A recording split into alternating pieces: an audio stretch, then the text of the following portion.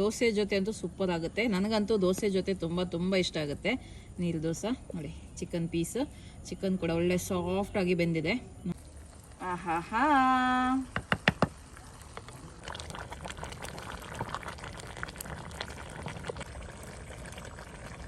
Hi ಎಲ್ಲರಿಗೂ. ಕೈಯಲ್ಲಿ chicken ಉಂಟು. ಸೂಪರ್ ಆಗಿರುವಂತ ಚಿಕನ್ ಸುಕ್ಕ ಮಾಡುವ ಬನ್ನಿ. ಮೊದಲಿಗೆ ಮಸಾಲೆಯನ್ನ ಹುರಿದುಕೊಳ್ಳುವ. 1 ಚಮಚ ತುಪ್ಪ, 20 ಬ್ಯಾಡಗಿ ಮೆಣಸುಂಟು, ಇದನ್ನ ಹುರಿದುಕೊಳ್ಳುವ. 5 ಗಿಡ್ಡ ಮೆಣಸನ್ನು ಹಾಕ್ತಾ ಇದ್ದೀನಿ. ಮೆಣಸು ಹೆಚ್ಚು ಕಡಿಮೆ ಮಾಡ್ಕೊಳ್ಳಿ, ಖಾರ ನೋಡ್ಕೊಂಡು ನೀವು. ಓಕೆ, ಇದು ಸ್ವಲ್ಪ ಖಾರವಾಗಿರ್ತದೆ. ಮತ್ತೆ ಬ್ಯಾಡಗಿ ಮೆಣಸು ಸ್ವಲ್ಪ ಕಲ್ಲರಿಗೆ ಹಾಕೋದು. ಓಕೆ, ಒಳ್ಳೆ ರೀತಿಯಲ್ಲಿ ಮೆಣಸನ್ನು ರೋಸ್ಟ್ ಮಾಡಬೇಕು. ಸುಕ್ಕ ಮಾಡೋದಲ್ಲ, ಮೆಣಸು ಚೆನ್ನಾಗಿ ರೋಸ್ಟ್ ಮಾಡಬೇಕು. ಅಂದರೆ ಪುಡಿ ಆಗ್ತದೆ ಬೇಗ, ಸುಲಭದಲ್ಲಿ ಚೆನ್ನಾಗಿ ರೋಸ್ಟ್ ಮಾಡಿದರೆ. ಮೆಣಸು ಒಳ್ಳೆ ರೀತಿಯಲ್ಲಿ ರೋಸ್ಟ್ ಆಗಿದೆ. ಕಪ್ಪು ಮಾಡ್ಲಿಕ್ಕೆ ಹೋಗಬೇಡಿ, ತೆಗೆದು ಬಿಡುವ. 4 ಚಮಚ ಕೊತ್ತಂಬರಿ ಬೀಜ, 1.5 ಚಮಚ ಜೀರಿಗೆ, ಸ್ವಲ್ಪ ಇಡೀ ಗರಂ ಮಸಾಲೆ, ಸ್ಟಾರ್, ಚಕ್ಕೆ, ಲವಂಗ, ಏಲಕ್ಕಿ, 1/4 ಚಮಚದಷ್ಟು ಪೆಪ್ಪರ್, ಅರ್ಧ ಚಮಚ ಮೆಂತೆ, ಸ್ವಲ್ಪ ಕರಿಬೇವಿನ ಸೊಪ್ಪು. ಓಕೆ, ಚೆನ್ನಾಗಿ ಇದನ್ನ ರೋಸ್ಟ್ ಮಾಡಬೇಕು. ಒಳ್ಳೆ ಘಮ ಬರುವವರೆಗೆ ಇದನ್ನ ರೋಸ್ಟ್ ಮಾಡ್ಕೊಳ್ಳಿ. ಬೇಕಿದ್ರೆ ನೀವು ಇದನ್ನ ಸಪರೇಟ್ ಆಗಿ ಮಾಡ್ಬೋದು ರೋಸ್ಟ್. ನಾನೀಗ ಮಾತ್ರ ಒಂದೇ ಸತಿ ಮಾಡ್ತಾ ಇದ್ದೀನಿ. ಓಕೆ, ನೋಡಿ ಇದು ಒಳ್ಳೆ ರೀತಿಯಲ್ಲಿ ರೋಸ್ಟ್ ಆಗಿದೆ. ಇದನ್ನ ತೆಗೆದು ಬಿಡುವ. ಈಗ 2 ಕಪ್ ಅಷ್ಟು ತೆಂಗಿನಕಾಯಿ ತುರಿಯನ್ನ ಚೆನ್ನಾಗಿ ರೋಸ್ಟ್ ಮಾಡಬೇಕು. ಅರ್ಧ ಚಮಚ ಅರಿಶಿಣದ ಪುಡಿ,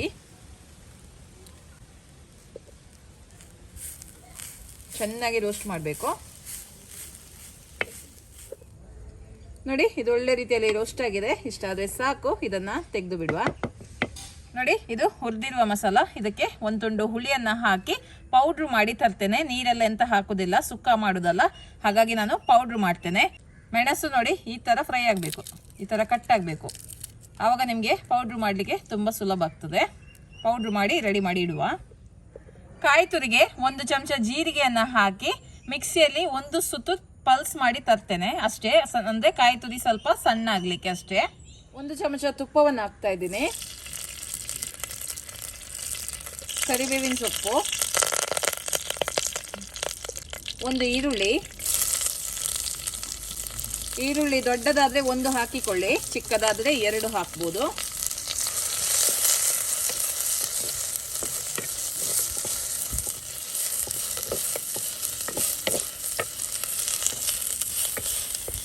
ಒಂದು ಟೇಬಲ್ ಚಮಚದಷ್ಟು ಶುಂಠಿ ಬೆಳ್ಳುಳ್ಳಿ ಪೇಸ್ಟ್ ಅನ್ನು ಹಾಕ್ತಾ ಇದ್ದೀನಿ. ಈರುಳ್ಳಿ ಒಳ್ಳೆ ಸಾಫ್ಟ್ ಆದ ನಂತರ ಇದನ್ನ ಹಾಕಿಕೊಳ್ಳಿ, ಚೆನ್ನಾಗಿ ಮಿಕ್ಸ್ ಮಾಡ್ಕೊಳ್ಳಿ.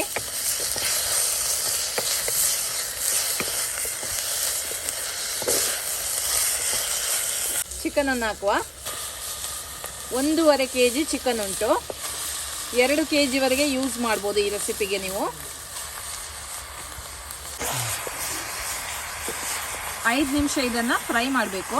ಚಿಕನ್ ಇದು ಕಲರ್ ಎಲ್ಲ ಸ್ವಲ್ಪ ಚೇಂಜ್ ಆಗಬೇಕು. ನೋಡಿ 5 ನಿಮಿಷ ಆಯಿತು. ಈಗ ಉಪ್ಪು ಹಾಕ್ತಾ ಇದ್ದೀನಿ. ಟೊಮೆಟೊ ಹಾಕುವವರು ಟೊಮೆಟೊ ಹಾಕ್ಬೋದು, ಆಯ್ತಾ. ನಾನು ಟೊಮೆಟೊ ಹಾಕೋದಿಲ್ಲ, ನಿಮ್ಗೆ ಇಷ್ಟ ಇದ್ರೆ ಟೊಮೆಟೊನ ಹಾಕ್ಬೋದು. ಹಾಗೆ ಒಂದು ಸ್ವಲ್ಪ ನೀರು ಹಾಕ್ತಾ ಇದ್ದೀನಿ, ಜಾಸ್ತಿ ಅಲ್ಲ, ಸುಕ್ಕ ಮಾಡೋದಲ್ಲ, ಜಾಸ್ತಿ ನೀರು ಹಾಕೋದು ಬೇಡ. ಅರ್ಧ ಲೋಟದಷ್ಟು ನೀರು ಹಾಕಿದ್ರೆ ಸಾಕು. ಅರ್ಧ ಚಮಚದಷ್ಟು ಅರಿಶಿಣದ ಪುಡಿ ಹಾಕಿ ಚೆನ್ನಾಗಿ ಮಿಕ್ಸ್ ಮಾಡಿ ಒಳ್ಳೆ ರೀತಿಯಲ್ಲಿ ಬೇಯಿಸ್ಲಿಕ್ಕೆ ಇಟ್ಟರೆ ಆಯಿತು. ಪೂರ್ತಿಯಾಗಿ ಬೇಯಬೇಕಿದು. ಒಮ್ಮೆ ಮಿಕ್ಸ್ ಮಾಡ್ತೇನೆ. ಓಕೆ, 15-20 ನಿಮಿಷದಲ್ಲಿ ಇದು ಬೇಯುತ್ತೆ. ಸ್ಲವನ್ನ ಮುಚ್ಚಿಡುವ. ನೋಡಿ ಚಿಕನ್ ಬೆಂದಿದೆ. ಈಗ ಚಿಕನ್ ಸುಕ್ಕ ಮಸಾಲವನ್ನು ಹಾಕುವ. ಮಸಾಲ ಅಂತೂ ಸೂಪರ್ ಆಗಿದೆ. ಕಲರ್ ನೋಡಿ ಮಸಾಲೆದು ತುಂಬ ಚೆನ್ನಾಗಿದೆ. ಬ್ಯಾಡಿಗೆ ಮೆಣಸು ಹಾಕಿರೋದ್ರಿಂದ ಒಳ್ಳೆ ಒಂದು ಕಲರ್ ಬಂದಿದೆ.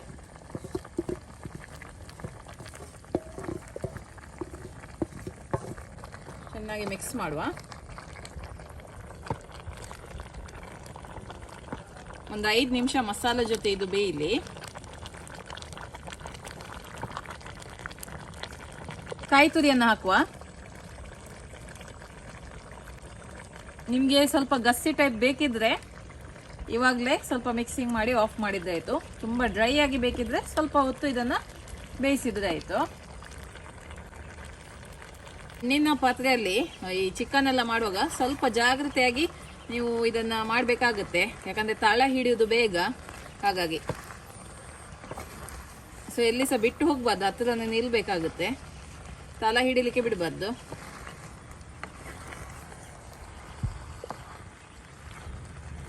ಚಂದ ಮಾಡಿ ಮಿಕ್ಸ್ ಮಾಡಿ ಒಂದು ಸ್ವಲ್ಪ ಹೊತ್ತು ಇದನ್ನು ಬೇಯಿಸ್ಲಿಕ್ಕೆ ಇಡುವ. ಸ್ವಲ್ಪ ಡ್ರೈ ಆಗಲಿ ಆಯಿತಾ, ಸುಕ್ಕ ಮಾಡೋದಲ್ಲ. ನಿಮಗೆ ಸ್ವಲ್ಪ ಗ್ರೇವಿ ಬೇಕಿದ್ರೆ ಇವಾಗಲೇ ನೀವು ಫ್ಲೇಮನ್ನು ಆಫ್ ಮಾಡ್ಬೋದು. ಮೇಲೆಯಿಂದ ಸ್ವಲ್ಪ ಕೊತ್ತಂಬರಿ ಸೊಪ್ಪು ಹಾಕ್ತಾ ಇದ್ದೀನಿ, ಆಪ್ಷನಲ್ ಇದು, ಬೇಕಿದ್ರೆ ಮಾತ್ರ ಹಾಕಿಕೊಳ್ಳಿ. ಅದೇ ಹಾಕಿದ್ರೆ ತುಂಬ ಒಳ್ಳೆಯದಾಗುತ್ತೆ. ಓಕೆ, ಈಗ ರುಚಿಯಾದ ಚಿಕನ್ ಸುಕ್ಕ ರೆಡಿಯಾಗಿದೆ. ನೀರು ದೋಸೆ ಜೊತೆ ಅಂತೂ ಸೂಪರ್ ಆಗುತ್ತೆ ಇದು. ಟೇಸ್ಟ್ ಮಾಡಿ ನೋಡುವ.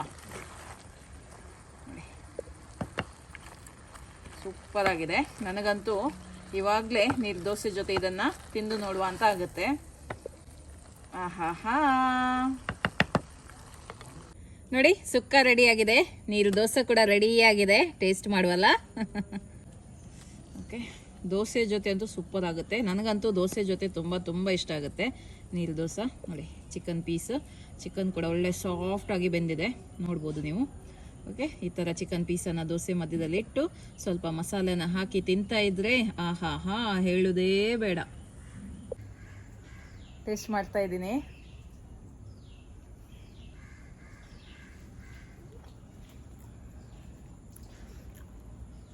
ತುಂಬ ಚೆನ್ನಾಗಿದೆ, ಮಸಾಲೆ ಅಂತೂ ಸೂಪರ್ ಆಗಿದೆ.